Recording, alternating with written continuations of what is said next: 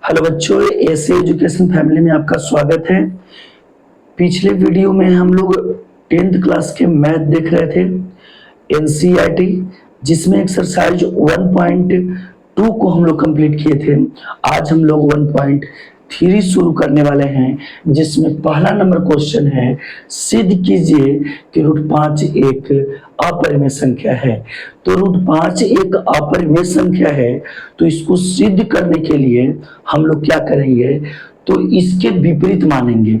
√5 एक अपरिमेय संख्या कह रहा है, तो हम लोग मानेंगे क्या, परिमेय संख्या। तो देखिए, मानते हैं कि यदि संभव हो, यदि संभव हो तो माना कि, यदि संभव हो तो माना कि √5 एक परिमेय संख्या है। यदि संभव हो तो माना कि √5 एक क्या है, परिमेय संख्या है। और जब √5 एक परिमेय संख्या है, तो इसको हम लोग p/q के रूप में खूब आसानी से लिख सकते हैं, क्योंकि परिमेय संख्या जो होता है वह p/q के रूप में होता ही है। तो √5 को हम p/q के रूप में बड़े आसानी से लिख सकते हैं, जहां p और q एक क्या है, पूर्णांक हो, तथा q नॉट इक्वल टू क्या हो, 0 हो। जहां p और q एक पूर्णांक हो तथा q नॉट इक्वल टू, मतलब नीचे वाला क्या हो, नॉट इक्वल टू 0 हो, मतलब कि बराबर 0 नहीं होना चाहिए। अब क्या करेंगे हम इसमें कि दोनों पक्षों में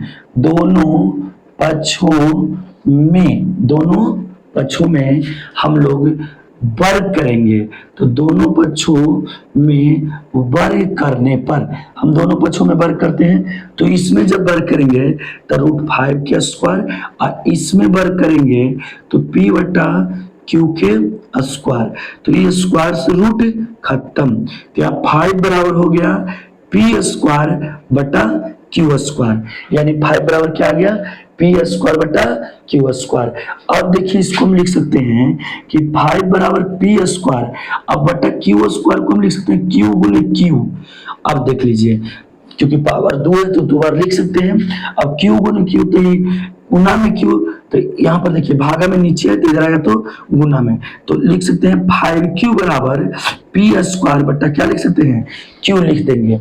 तो अब जरा इसको देख लीजिए, 5 क्या है, एक पूर्णांक संख्या है, q क्या है, एक पूर्णांक संख्या है, लेकिन p/q एक क्या है, तो एक भिन्न संख्या है, और पूर्णांक संख्या के बराबर कभी भी भिन्न संख्या नहीं हो सकता है।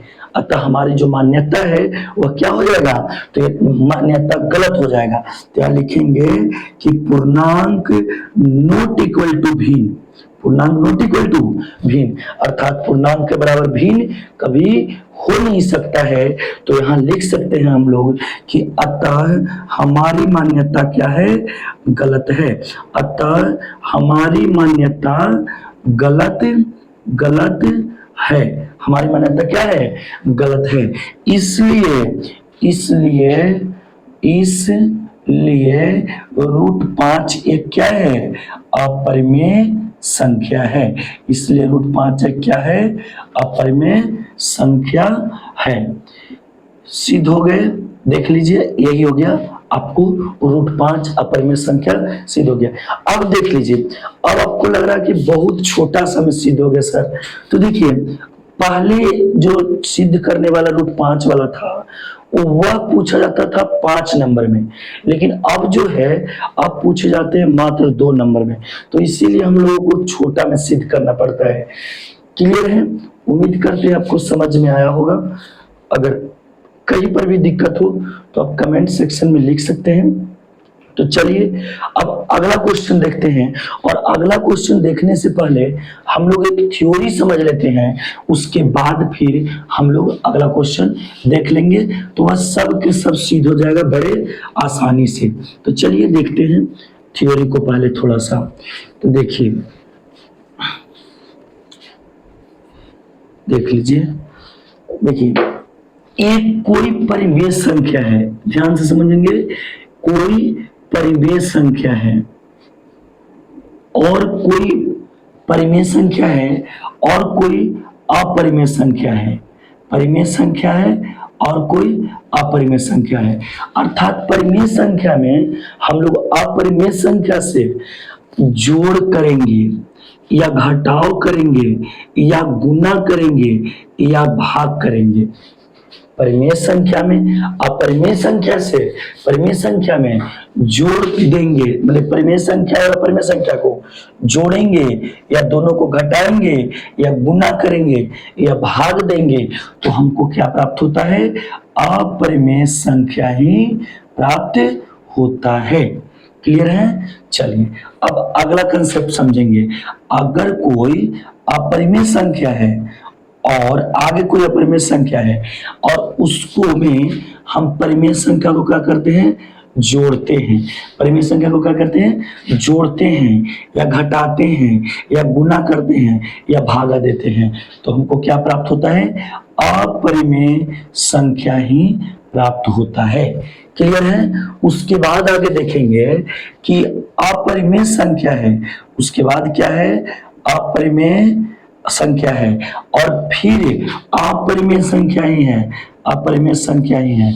इसको में जोड़ेंगे, घटाएंगे या गुना करेंगे या भाग करेंगे तो इसमें जो प्राप्त होंगे वह परिमेय और अपरिमेय दोनों प्राप्त हो सकते हैं। परिमेय प्राप्त होंगे और अपरिमेय प्राप्त हो सकते हैं, दोनों प्राप्त हो सकते हैं।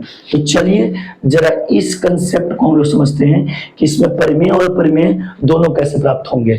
तो देखिए, जब अपरिमेय और अपरिमेय को जोड़ेंगे तो जब हम जोड़ेंगे तो अपरिमेय संख्या ही प्राप्त होगा, यानी जोड़ने के बाद हमको अपरिमेय संख्या ही प्राप्त होगा।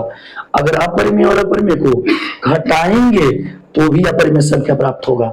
तो सिर्फ परिमेय किसमें? तो गुना के दौरान हमको परिमेय प्राप्त हो सकता है और भाग देने के बाद प्राप्त हो सकता है। ये दोनों के स्थान पर हमको अपरिमेय भी प्राप्त हो सकता है और परिमेय भी प्राप्त हो सकता है। दोनों जब गुना करेंगे और भाग करेंगे तो दोनों कंडीशन में परिमेय भी प्राप्त हो सकता है और अपरिमेय भी प्राप्त हो सकता है। जैसे एग्जाम्पल के तौर पर अगर हम लोग देख लें तो देख लीजिए, √5 गुने √5 तो ये भी आपको अपरिमेय, ये भी आपको अपरिमेय। तो रूट कितना हो जाएगा? 25 और 25 के वर्गमूल कितना हो गया? 5। यानी कहने का मतलब है कि दोनों जब परिमेय संख्या है तो हम गुना किए तो परिमेय संख्या प्राप्त हुआ कि नहीं, और अपरिमेय संख्या भी प्राप्त होता है। तो देख लीजिए, जैसे √2 गुने √5 कर लीजिए तो 5 दूनी कितना हो गया? √10। तो √10 क्या है? आपको अपरिमेय संख्या, सॉरी क्या है? अपरिमेय संख्या है। तो देख सकते हैं कि दो अपरिमेय को जब गुना किए तो परिमेय संख्या प्राप्त हुआ, दो अपरिमेय को गुना किए तो अपरिमेय संख्या प्राप्त हुआ। यानी परिमेय और अपरिमेय दोनों प्राप्त होता है गुना करने पर, और भाग भी अगर करेंगे तो उसी प्रकार जैसे √5 से √5 भागा देंगे तो 1 आएगा और 1 क्या होगा? परिमेय संख्या। और यहाँ पर अगर हम मान लीजिए भाग वाला एक एग्जांपल अलग ले लेते हैं तो √20 ले लेते हैं और भागा रूट कितना लेते हैं? 5। तो 5 के 20, तो 5 को कितना हो गया? 20। तो 4 आया, या वर्गमूल कितना हो गया? 2। तो यानी कहने का मतलब है कि अपरिमेय और अपरिमेय संख्या को जब हम लोग गुना और भागा करते हैं तो परिमेय और अपरिमेय संख्या दोनों प्राप्त होता है, लेकिन अगर हम जोड़ते या घटाते हैं तो सिर्फ अपरिमेय संख्या प्राप्त होगा। तो सिर्फ क्या होगा? अपरिमेय संख्या। जोड़ेंगे घटाएंगे तो सिर्फ अपरिमेय संख्या प्राप्त होगा, और गुना और भागा करेंगे तो परिमेय और अपरिमेय दोनों प्राप्त होगा। उम्मीद करते हैं कि इतना थ्योरी आपको अच्छे से क्लियर हो गया होगा।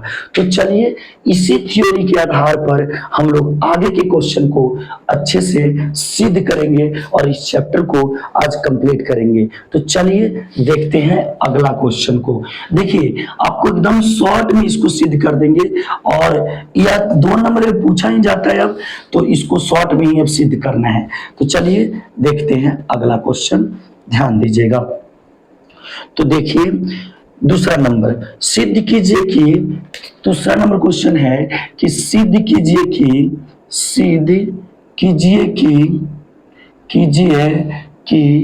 3 + 2√5 एक क्या है, अपरिमेय संख्या है, एक अपरिमेय संख्या है।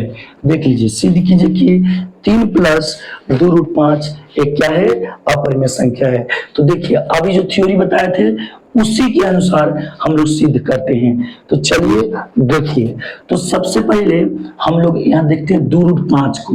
तो लिखेंगे कि 2√5 में 2 एक क्या है, परिमेय संख्या है।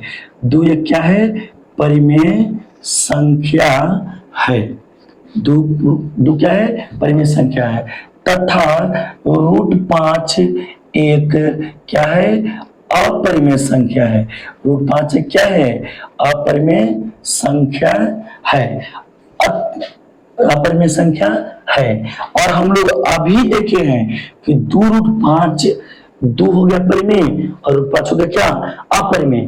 तो 2 परिमेय और अपरिमेय, ये दोनों के गुणनफल क्या होगा, अपरिमेय संख्या होगा। यहाँ पर देख सकते हैं 2 और √5 है, तो ये दोनों का गुणनफल क्या होगा, एक परिमेय और एक अपरिमेय संख्या का गुणनफल क्या होता है, अपरिमेय होता है। तो लिखेंगे कि 2√5 में 2 एक परिमेय संख्या है तथा √5 एक अपरिमेय संख्या है।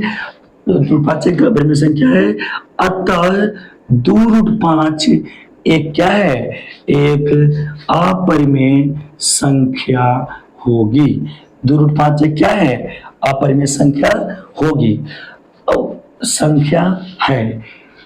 तथा 3 भी एक क्या है, एक परिमेय संख्या है। 3 भी एक क्या है, परिमेय संख्या है। 3 भी एक क्या है, परिमेय संख्या है। तो यहां देख लीजिए कि 3 एक परिमेय संख्या और 2√5 क्या है, एक अपरिमेय संख्या। तो हम कह सकते हैं कि इस प्रकार से 3 + 2√5 एक क्या हो जाएंगे, अपरिमेय संख्या होगी, अपरिमेय संख्या होगी। क्योंकि देखिए, क्योंकि परिमेय और अपरिमेय संख्या का योगफल, क्योंकि हम लोग जानते हैं कि परिमेय और अपरिमेय संख्या का योगफल, परिमेय देखिए 3 है और अपरिमेय 2√5 है। परिमेय और अपरिमेय संख्या का योगफल, अपरिमेय संख्या का योगफल एक क्या होता है, एक अपरिमेय संख्या होता है, अपरिमेय संख्या होता है। अतः 3 + 2√5 एक क्या है, अपरिमेय संख्या है, अपरिमेय संख्या है। ठीक है, यही सिद्ध करना था, सिद्ध हो गया। चलिए यह आपको 2 नंबर में कंप्लीट। फिर से समझ लीजिए, 2√5 में 2 एक परिमेय संख्या है तथा √5 क्या है, अपरिमेय संख्या है। अतः 2√5 क्या होगा, अपरिमेय। क्यों, क्योंकि 2 और 5 के गुणनफल है 2√5, वो अपरिमेय संख्या होगी, अभी थ्योरी जो बताए थे। तथा 3 भी एक परिमेय संख्या है, इस प्रकार 3 + 2√5 भी एक क्या है, अपरिमेय संख्या। क्यों, क्योंकि हम लोग जानते हैं कि परिमेय और अपरिमेय संख्या का योगफल क्या होता है, अपरिमेय संख्या होता है। अतः 2√5 क्या होगा, एक अपरिमेय संख्या होगा। सिद्ध हो गया, यही आपको सिद्ध भी करना था। चलिए अब हम लोग अगला क्वेश्चन, तीसरा नंबर देख लेते हैं। तो तीसरा नंबर में भी जितना क्वेश्चन है एकदम बिल्कुल आसान है, हम लोग बड़े आसानी से सिद्ध कर लेंगे। तो चलिए देखते हैं। देखिए यहां पर देख लीजिए, तीसरा के पहला नंबर क्वेश्चन देखिए। तो तीसरा में कह रहा है कि सिद्ध कीजिए कि निम्नलिखित एक परिमेय संख्या है। तो तीसरा के पहला है 1/√2 है, 1/√2 है। तो यहां देखेंगे कि चूंकि, लिखेंगे कि चूंकि इसको हम लोग इस प्रकार से मान करके बना सकते हैं, या वैसे भी बना सकते हैं कि, लेकिन उसमें हम बताए थे कि परिमेय और अपरिमेय संख्या का जो भागफल है वह परिमेय भी आ सकता है, अपरिमेय भी आ सकता है, और गुणनफल भी। तो उससे थोड़ा सिद्ध करने में दिक्कत हो सकता है। तो चलिए हम लोग ऐसे सिद्ध कर लेते हैं कि यदि संभव हो, यदि संभव हो तो माना कि 1/√2 एक क्या है, एक परिमेय संख्या है। एक क्या है, परिमेय संख्या है।